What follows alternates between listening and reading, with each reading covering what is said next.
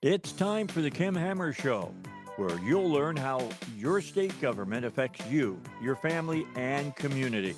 Here's Kim Hammer. Good Saturday afternoon. Thank you for joining me here on the Kim Hammer Show. We've got a full lineup today for you to learn about some of the legislation that's going through at the state capitol here in the last 2 or 3 weeks of the session. We're going to start off with Representative John Payton, who's going to talk about his used cars tax relief plan.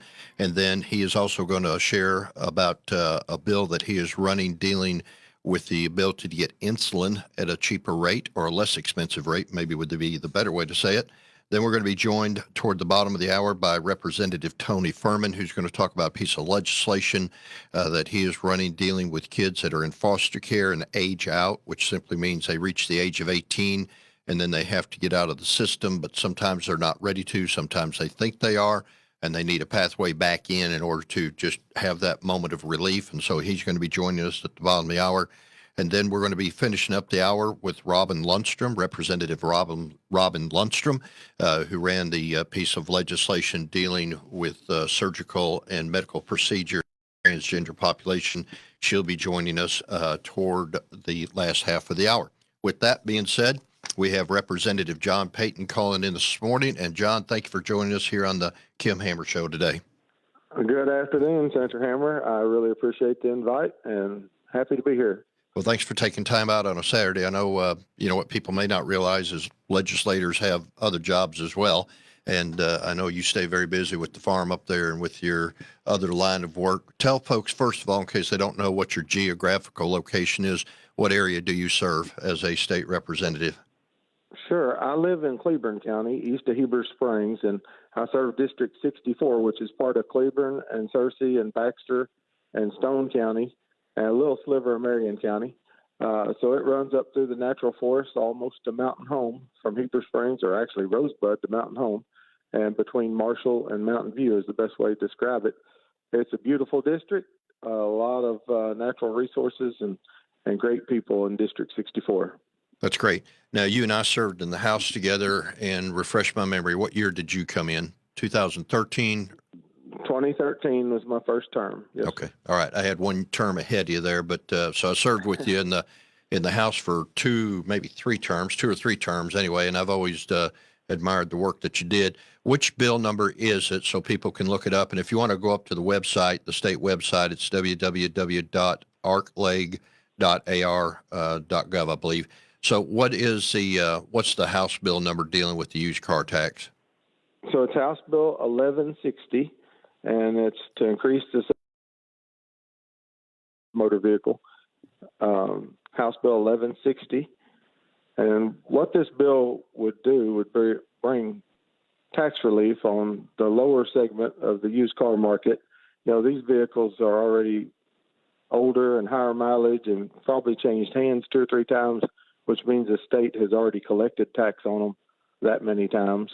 And so we're just saying that, hardworking, salt of the earth Arkansans that are on a limited budget and trying to buy dependable transportation, we shouldn't be trying to jerk another $500 worth of sales tax out of that vehicle that's already been taxed several times by the time it gets to this point on average. And I really appreciate Governor Hutchinson when he presented his balanced budget in November. He had allowed $13 million worth of budget room for used car sales tax relief. And so this is the proposal that I think is very important. There's probably several different ways we can craft it, and I've offered a few different ways. In the House on Thursday, I had an amendment there offering to amend it, and the House committee this way and passed it without opposition. So it'll be on the House floor Monday. Just out of curiosity, what was the other amendment, or what was the other proposal, or what are some of the other proposals dealing with the tax? Because we've been talking about this for a long time. So what were some of the other proposals? Well, and this bill is very similar to the one 2 years ago that passed the House with only one dissenting vote and died in the Senate Revenue and Tax Committee 2 years ago. So it's very similar to this proposal. The current exemption is $4,000. Any automobile with a retail price of $4,000 or less is exempt from tax. it raises that exemption to $7,500, $7,500 this summer.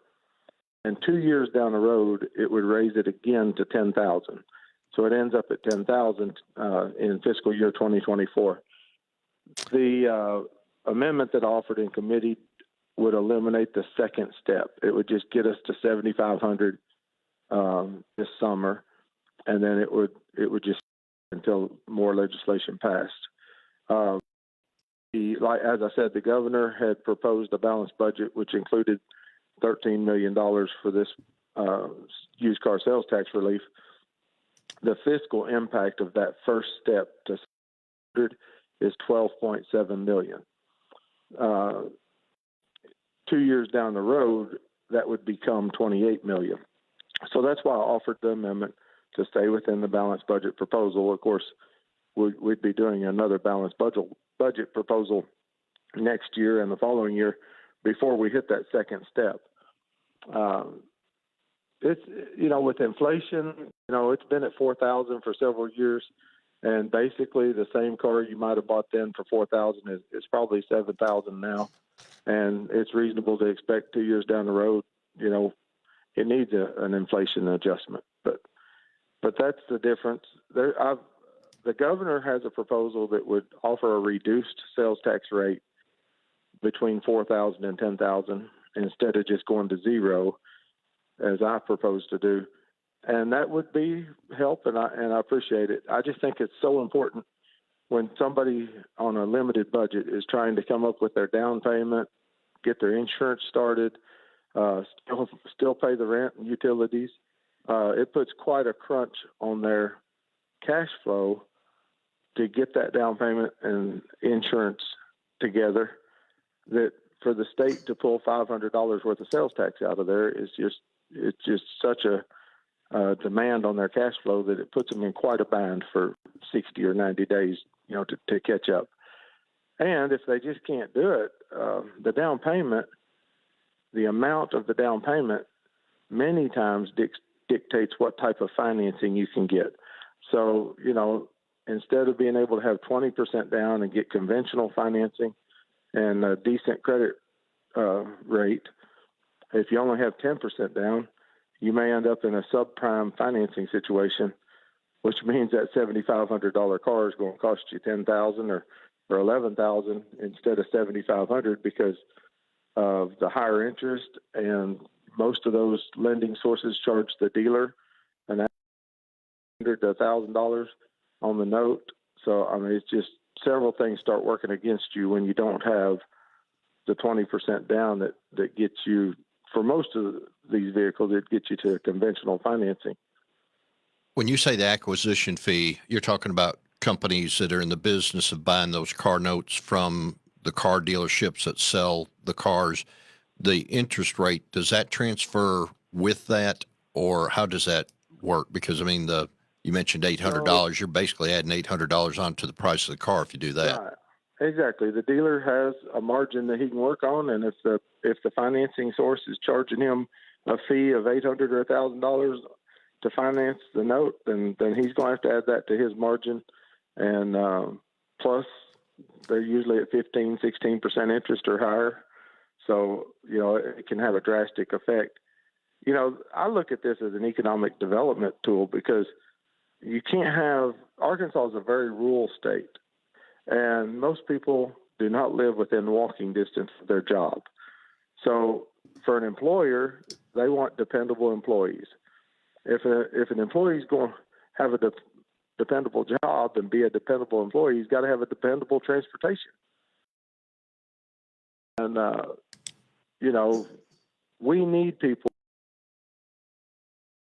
time on sales tax, and at $7,500, it's $500 worth of sales tax that we're talking about on the state side, $487.50 to be exact. So I'm proposing this as taxpayer relief, for the hardest working salt of the earth artisans that are on a limited budget. This can make a huge difference in instead of paying too much for that $7,500 car, they can get traditional financing and get in it better because they'd have a significant down payment. Then also, if you or I go buy a nearly new car, a late model, low mileage car, we can expect 5, 6, 7 years worth of good service out of it. But when they're buying vehicles that are already older and higher mileage and worn out or close to it, they can't expect to get 5 or 6 years of service. So they pay this tax over and over and over again because they have to trade every year or 18 months or at best 2 years, And so they're, where you or I may pay sales tax once every 5 years because we keep a car that long, the people we're talking about in the price range we're talking are having to pay that tax over and over and over again because they have to trade more often.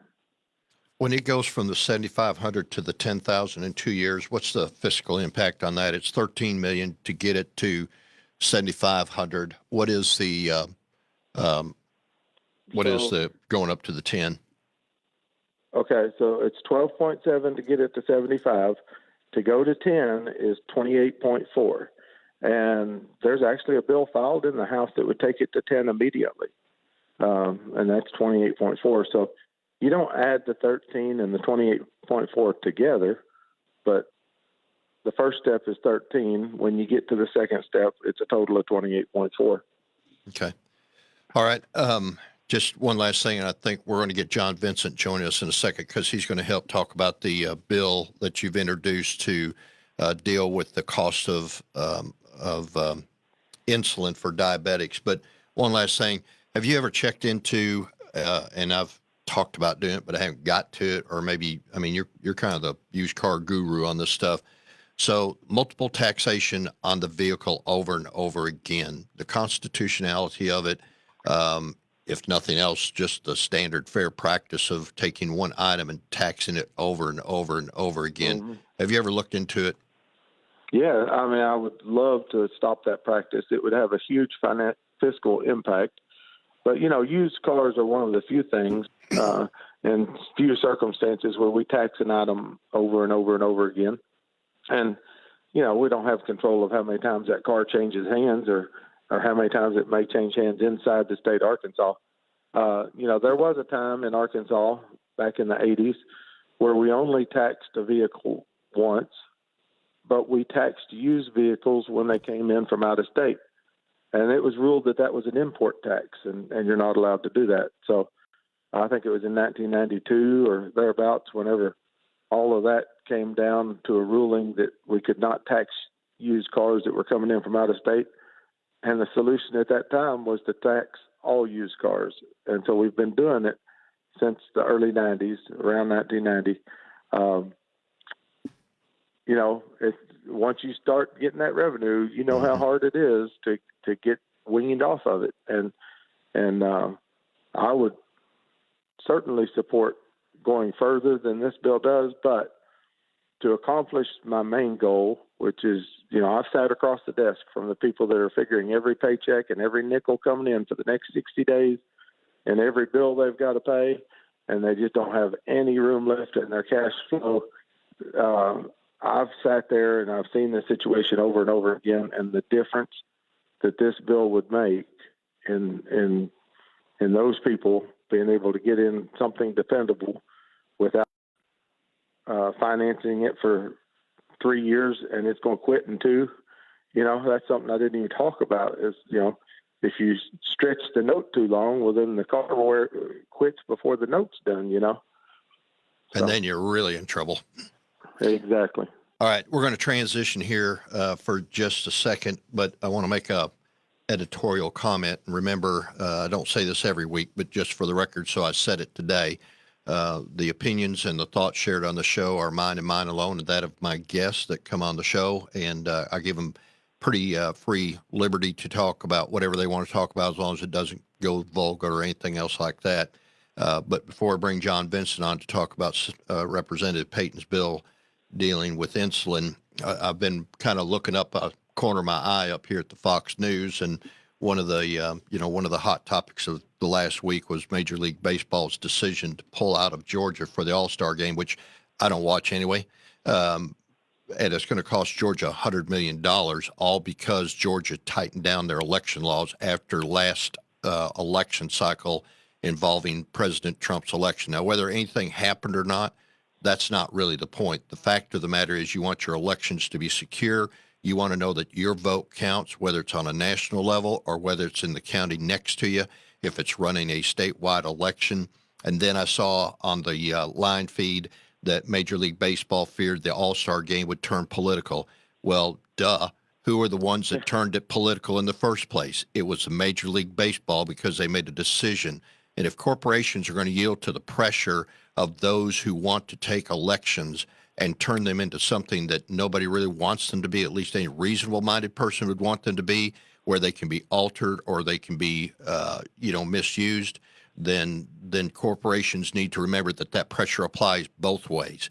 And so corporations need to just butt out as far as that is concerned. And Major League Baseball just needs to worry about filling their stadiums up and learn a lesson from the NBA, who is yet to recover from it, or NFL for that matter. And if they're worried about it becoming political, they're the ones that it turned political so they can own it. All right. That was Kim Hammer's editorial for the moment, Rant and Rage there. We're going to be joined by John Vincent. So, Representative Payton, what is the bill number dealing with insulin that you've got filed in the House? It's House Bill 1709. House Bill 1709. Okay. And why don't you go ahead and get started, and we'll get John to come in and kind of help take us in the weeds, but get us out of the weeds. And we've got on our time schedule, we got about 8 minutes before I got to move on to Representative Tony Furman. So, John, go ahead and give us a high-level view. John Payton. I'll try to move really quick, and give you a high-level view. Basically, I'm not a doctor. I just get to play one in Little Rock. But it intrigued me that President Trump had issued an executive order that drove down, according to the news reports, the price of insulin. And I'd heard that President Biden repealed that. So I went to BLR, and I said, I need to research what that executive order did and how it brought down the price of insulin. And, of course, we can't always do at the state level what they do at the federal level. But we found several means by which we could affect, maybe not even just insulin, but other drugs. So as I learned what goes on in the supply chain of how we get pharmaceuticals to the public, there is a pricing matrix that is heavily weighted towards the middlemen, and that's the best way I can put it. The manufacturers, I think, are being bullied in that process, and obviously the consumer, the end payer, and I say that two ways, because you have the consumer, but you also have maybe an insurance company different. But as you go down that chain, the manufacturer doesn't really have control of what they sell it for, price-wise, and the local drugstore pharmacists, they don't know what they're paying for it or what they're selling it for. And so there's a lot of rebates, and there are a lot of coupons and things and incentives that are paid to the middlemen.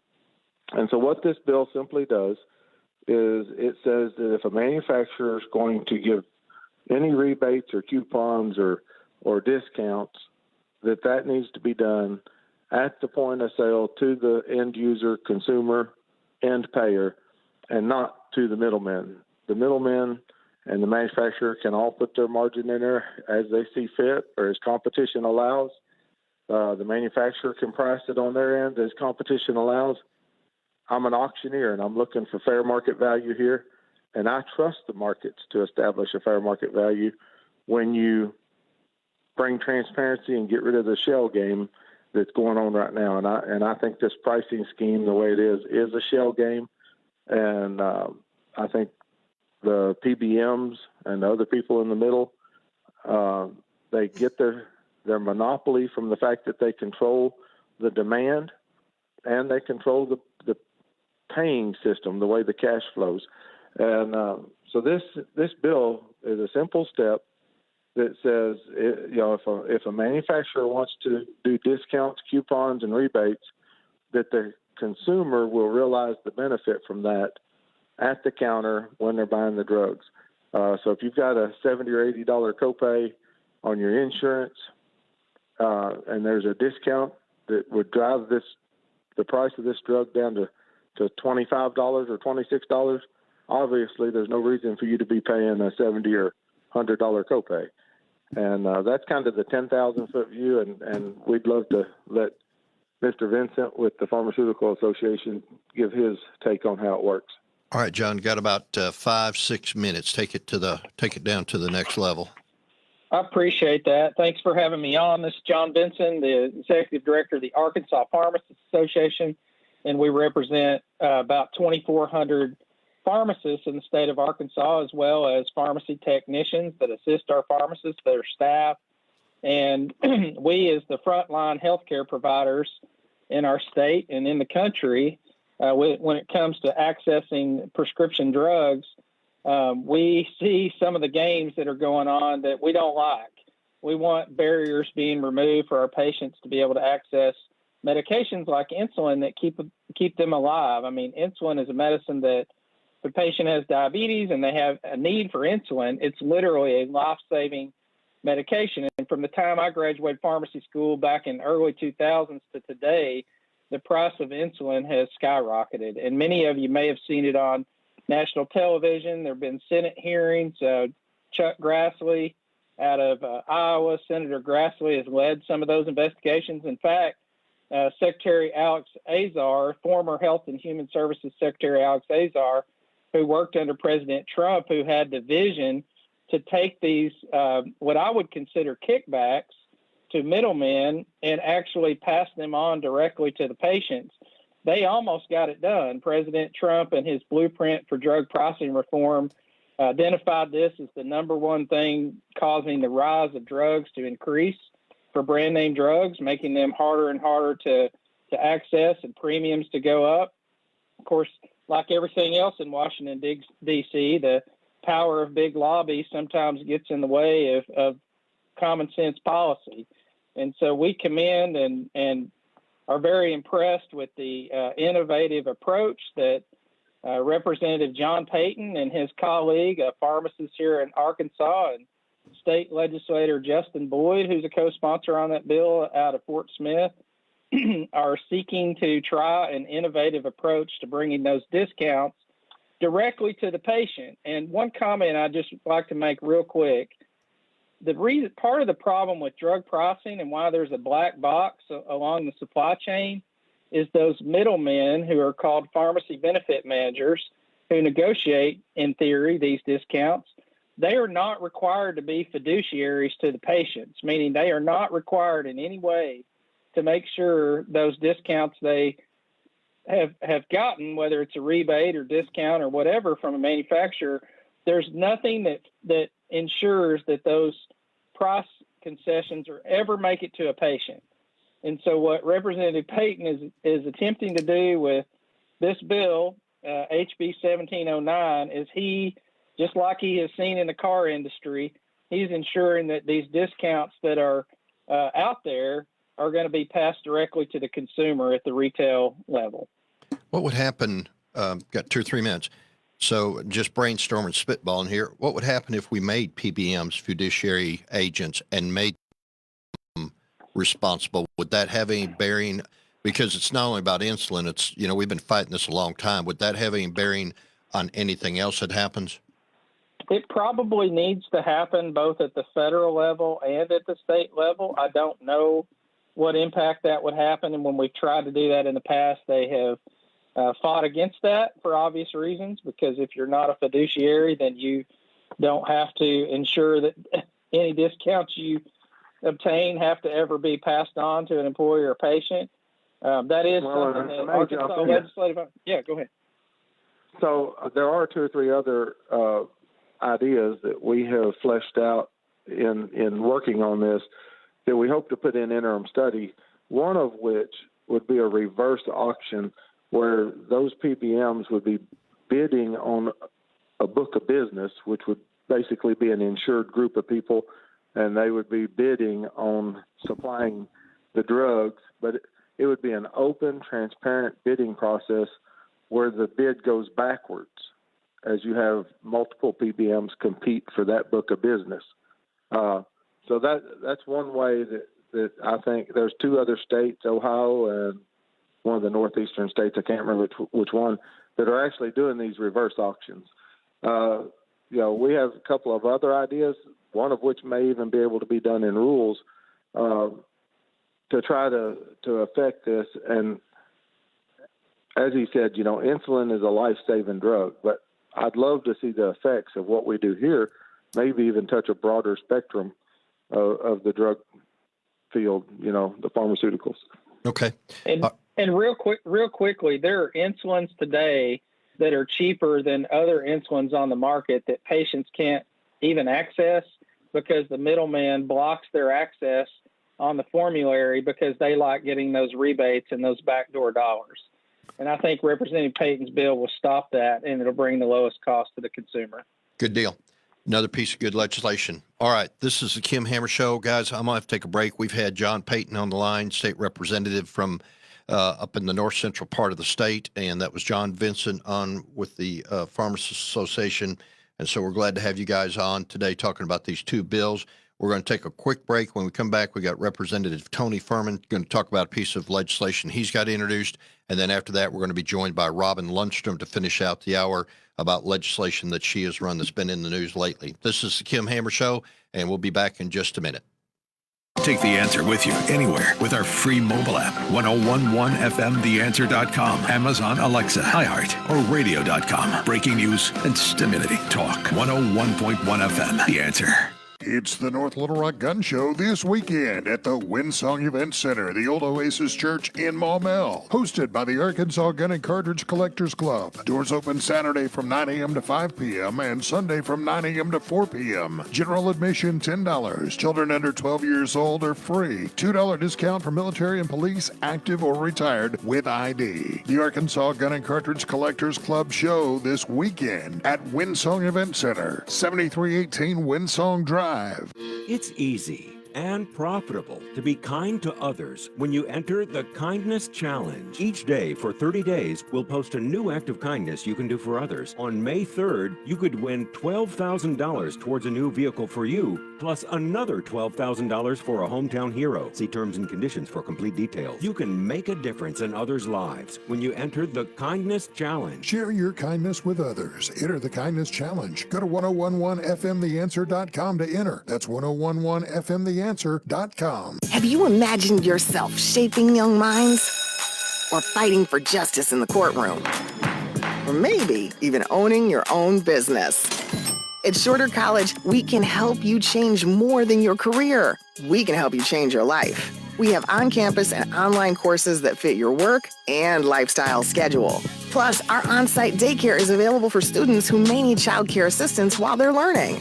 And no need to worry about if your little ones are safe.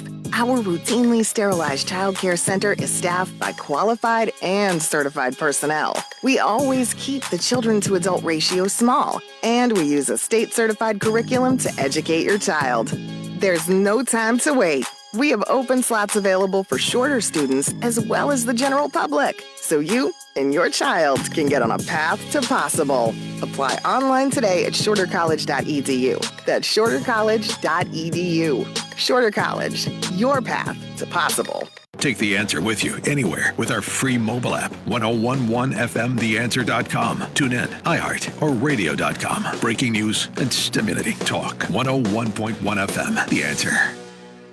It's the North Little Rock Gun Show this weekend at the Windsong Event Center, the Old Oasis Church in Maumelle, hosted by the Arkansas Gun and Cartridge Collectors Club. Doors open Saturday from 9 a.m. to 5 p.m. and Sunday from 9 a.m. to 4 p.m. General admission $10. Children under 12 years old are free. $2 discount for military and police, active or retired, with ID. The Arkansas Gun and Cartridge Collectors Club show this weekend at Windsong Event Center, 7318 Windsong Drive.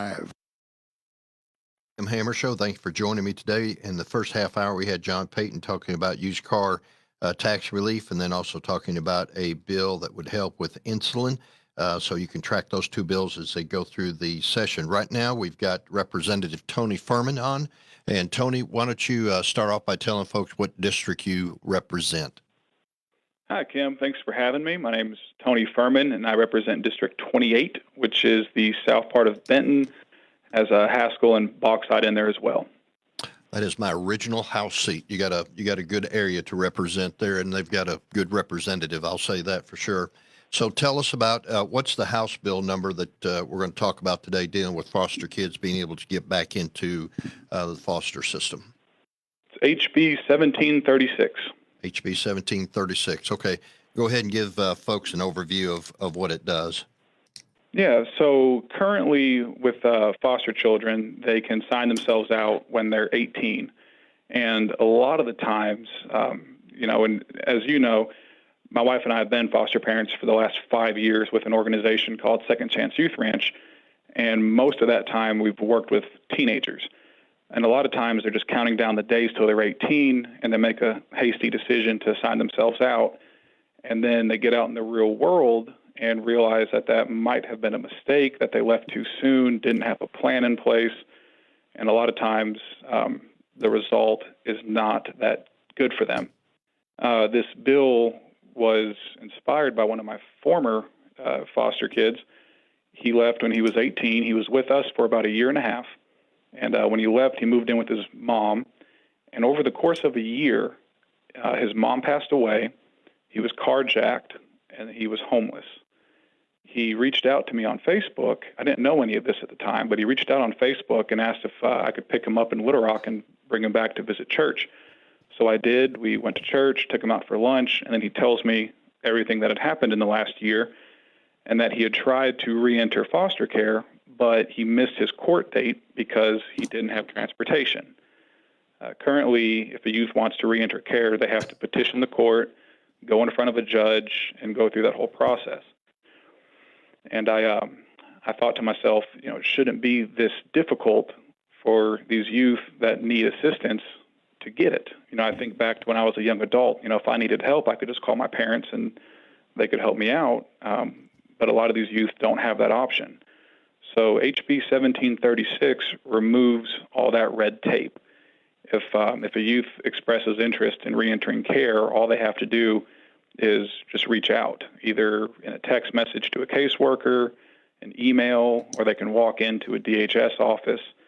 And if DHS accepts them, which Director Misha Martin told me that 99% of the time they accept these youth, then they'll just go right back into care. No court date, no judges, nothing.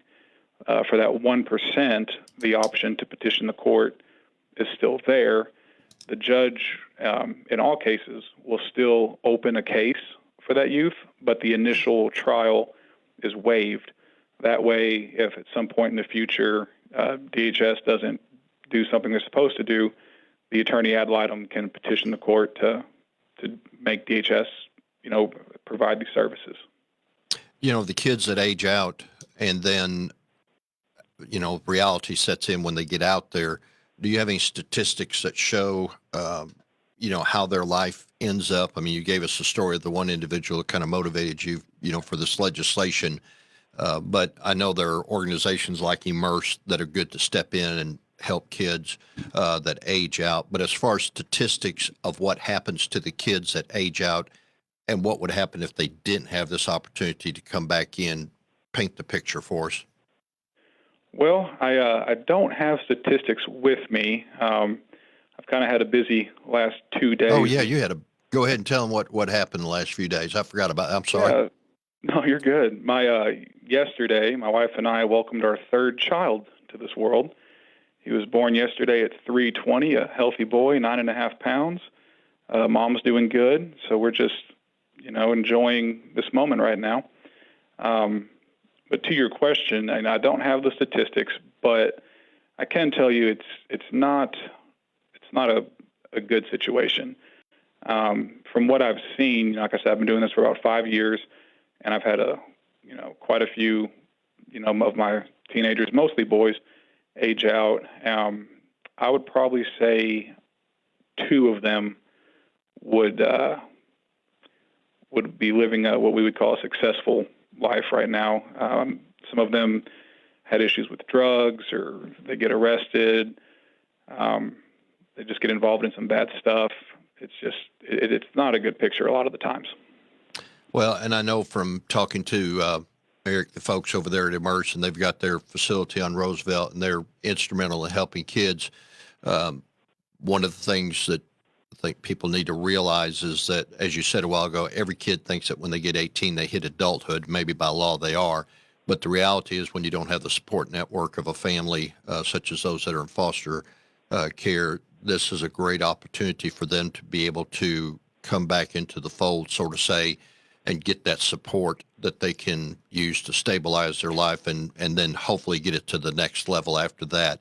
So let me ask you this, and then I'm going to go on to Robin Lundstrum, but when one of these young adults age out and they come back in, what are they coming back into? Because what if they're in college, or as your example a while ago, the young man was homeless? Are they going to be put back in a foster home? Are they going to go to Immerse? Or where are they going to go? Just because you opened the door for them to get back in, what does that mean as far as where they're going to go? Sure. So with extended foster care, that's for youth ages 18 and older. They can stay in care until they're 21.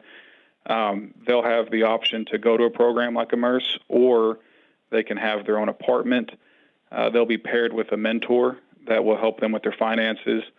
And, DHS will provide things like, board payments, assistance paying their utilities, get them in many, welfare programs they apply for, and provide that support system.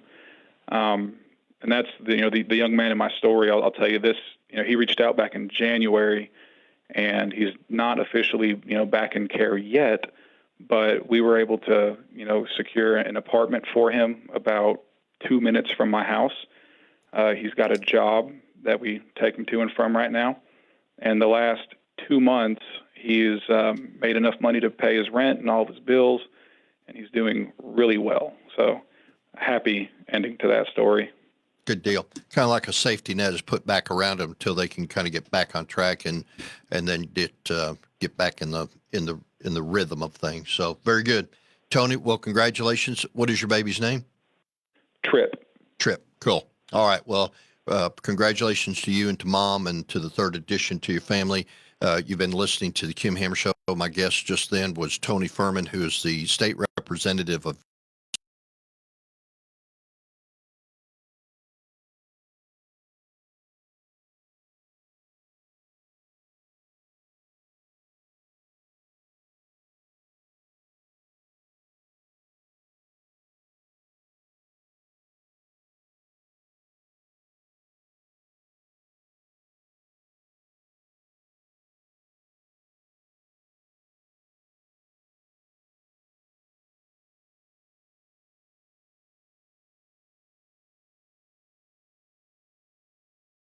Go ahead and tell the folks what it is. I'm sure the majority of folks know, but just so we can start the conversation, tell the folks what it does in a nutshell.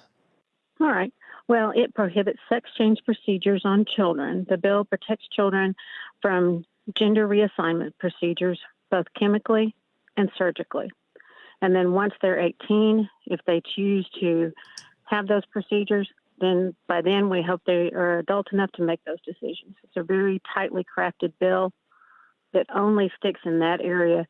It doesn't remove health care or counseling or anything like that. All right. And so I'm just curious, what is it that motivated you to want to run this piece of legislation? And you and I have not had this conversation, so this is as much for me as anybody else. What is it that motivated you to want to run this piece of legislation? Well, I have been watching this, and this legislation, we've been working on it for about 7 or 8 months. And I have been watching this process over the last year, and it started to concern me and worry me that this was beginning to come to Arkansas. And when you start giving puberty blockers and sex change, cross-sex hormones to children during puberty, the long-term impacts are just incredible. Cardiovascular disease, cerebrovascular disease, impacting the growth plates of children.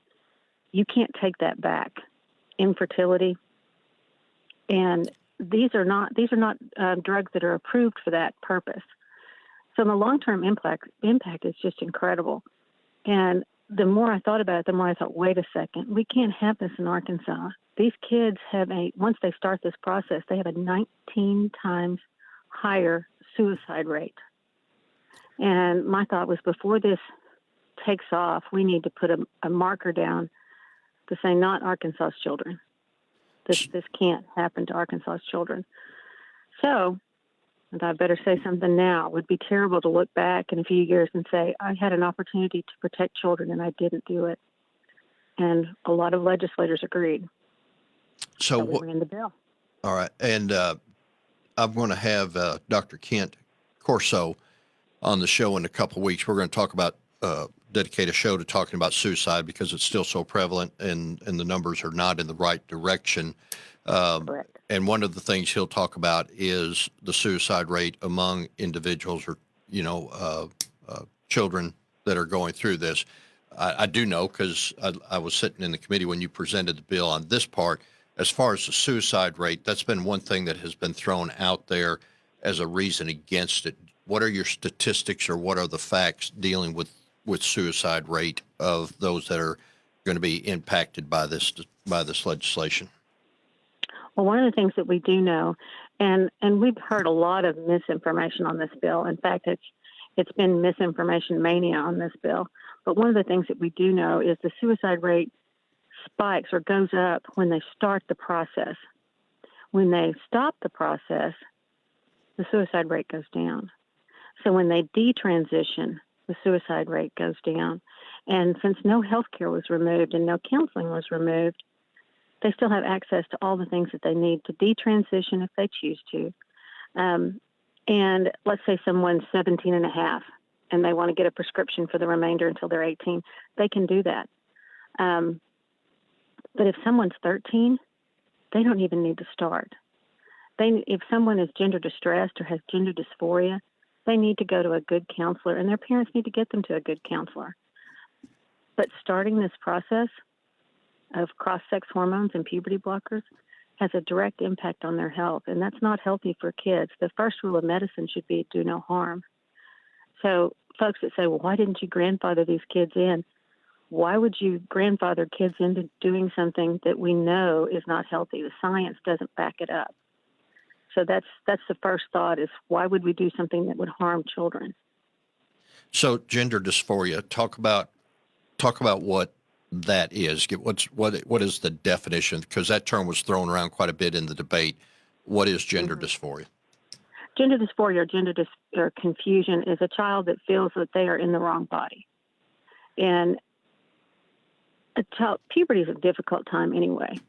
And we have so thrown so much at kids. Say you have an adolescent girl that her body isn't flourishing like it should be. And kids develop at different times. A 12 or 13-year-old girl isn't going to look like a Swedish bikini model. Her body isn't going to take off and completely finish growing until she's maybe 18 or 19 years old. Same with the guys. Their bodies even take longer to develop. And the brain is also developing during adolescence. The brain is the most intricate organ that we have, and we still haven't pioneered or still haven't discovered everything that we know about the brain. There's still things left yet to discover about that organ. So kids that are going through adolescence, not only do they have bone growth, but they have brain growth as well. And that whole process of adolescence is tough. Especially, right now we have so much coming at these kids, messages of body perfection. And imagine if you're a young girl that her body hasn't caught up yet, or maybe she's a little bit more masculine and her body hasn't got the curves yet. Oh, well, you must be transgender.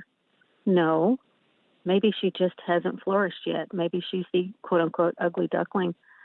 And she needs to be taught coping skills and a little bit of patience and grace and mercy that her time just hasn't come yet and her body just hasn't caught up yet. We are so focused on perfection in our society that we have told our kids they have to be perfect, and they're not going to be perfect during adolescence. It's a growth period, not a perfection period. Now for this part, I did sit, I sit on public health, so you came and presented you and Senator Clark, and by the way, our condolences to Senator Clark. I was going to have him on the show with you because he was the Senate sponsor, but his father passed away this past week in the services today. So we want to remember Senator Clark in our prayers and his family. If I remember right, one of the things that was mentioned by somebody in the committee, correct me if I'm wrong, was the idea that this procedure is actually being done on children as young as how old? In some states, it starts as early as 4. And a 4-year-old thinks one minute they're Superman or a mermaid or a fairy princess. A 4-year-old can't even decide what they want to wear. And 2 minutes later, they want to wear a different dress-up costume. I think it's incredibly abuse. I think it's abuse to come out and say, oh, my child is transitioning today. A 4-year-old doesn't even know or doesn't care about gender. A 4-year-old just wants to be loved and go play and be a kid. I think we're putting a lot on kids these days. In other states, in other states, is 4 years old the youngest that these procedures can start on, or are there any states that it starts younger than 4? There are some states that they would love to have this start from birth if they didn't get the child that they wanted, which I think is horrific. And there are 19 other states now that are looking at this legislation. It's already in the hopper in other states. We are starting to wake up and realize that we are going in the wrong direction and we need to protect our children. And you know, that was one of the criticisms I heard this past week from somebody is about, about our meddling. But one of the things that my personal opinion is that the reason that we're having to step up and take the stand is, as you said just a minute ago, is that it's time to wake up and realize that all these things that have been sold as beneficial and as productive for society and, making adjustments, I think there's plenty of evidence to begin to show now that this path is not what is best, made proven by the evidence, because you had some evidence that you presented in committee that substantiated some of your reasoning for why you wanted to pass the law. Some of the examples of that documentation was what? Well, we had a lot of different examples, and there's been quite a bit of research that has shown in different studies. There was an interesting study in Sweden that followed people that had transitioned completely, and their life satisfaction over 30 years did not increase. In fact, it decreased. And then the Tavistock study, was another one that Senator Clark used on the floor in the Senate. And then people also brought up that we shouldn't interfere with parents. We've already interfered. Try taking your child home from the hospital. You can't do that without a car seat. We also say no to alcohol and cigarettes. You can't have a drink before you're 21 because kids aren't capable of making a good decision when it comes to alcohol. You can't change your name before 18. And even things as simple as spray paint or buying cough syrup. We do put down a marker when it comes to protecting children in Arkansas. So I think this is another way that we do this, and we're trying to back up parents as well. So hopefully the parents can say, wait a second, let's pump the brakes, let's get you a good counselor. So if there's some confusion, we can as a family address this, but not do anything that has a long-term health impact. And then when they're older, if they decide to make a decision, they can at least have a healthy body to start with.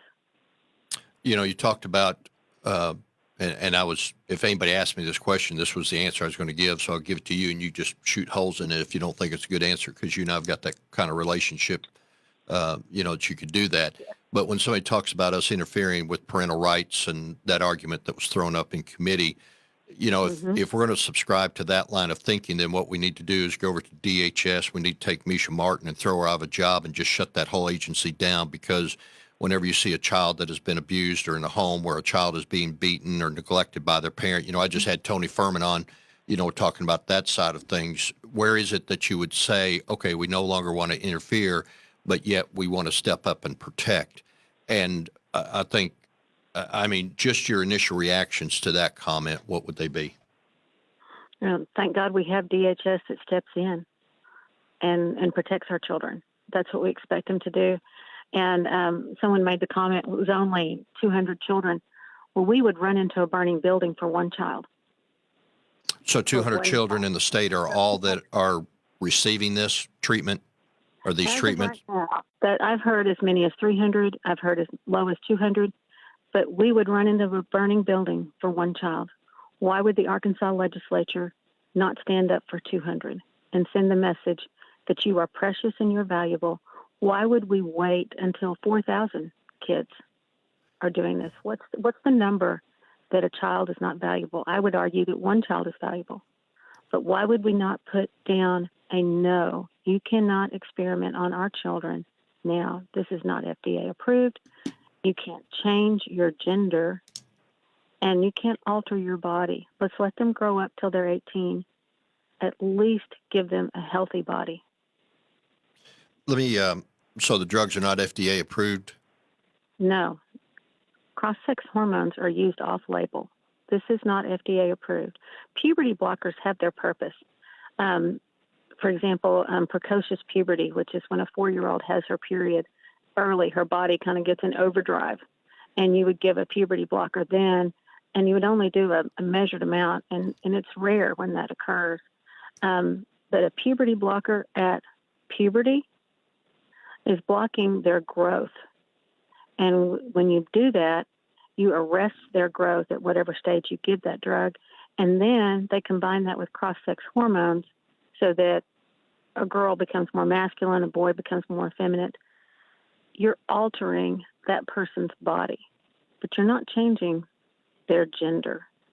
So you're putting a body in conflict. And you're going to have to give that drug for the rest of their life. All right. Let me, I got about 3 minutes and I gotta wrap it up. But, you know, one thing that struck me in the conversation was, and you hit on this a minute ago, is the reason I'm bringing it up, is about the counseling that children received. I used to work as a case manager for a mental health firm, and it was amazing the difference in the counseling skills and also the counseling direction that was given by counselors, depending on various things, like maybe even their personal belief, equipped with a set of skills that they learned in school. I think one thing that would be interesting, having heard the conversations that were not only in the committee on this subject matter, but on the other ones, would be for us to go in and look at what is being taught to licensed social workers and licensed counselors, and how holistic are they in what they offer to individuals whenever it is that they give counsel, especially if they're going to be licensed by the state. I think that would be well within our jurisdiction to go and look and see what it is that they're offering in the way of counseling. 30 seconds response there, Robin? Yes, I couldn't agree more. And I think we're going to have children that are going to look back in a few years and wonder, where were all the adults? Why didn't somebody stand up and say, no, this isn't about politics, this is about protecting children? Very good. Robin Lundstrum, state representative from up in Northwest Arkansas. You can go up on the website. She's got a lot of good legislation. In fact, you and I are running a couple other pieces. I think I got about 30 seconds. Tell quick couple pieces of legislation that you want to highlight real quick, Robin, that you're running. Well, we're working on some sex trafficking legislation to put a gut punch on sex traffickers, and they will be in the Senate next week. And I think it's always good to try to stop that. And then we're working on, I'm excited about the used car that John Payton's working on. I think that's awesome. There's some good things happening in the Arkansas legislature, and it's been a pleasure working with you.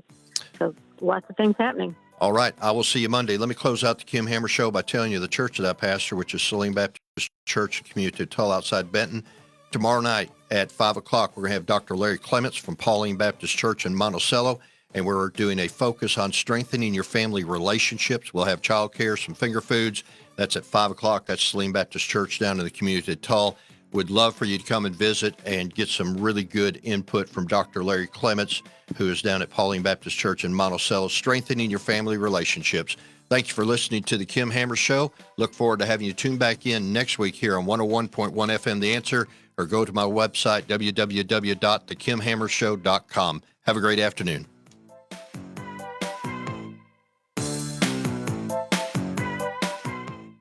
.1 FM, The Answer. KDXE FM, Kamak Village, Little Rock. A Salem Media Group station. 101.1 FM, The Answer.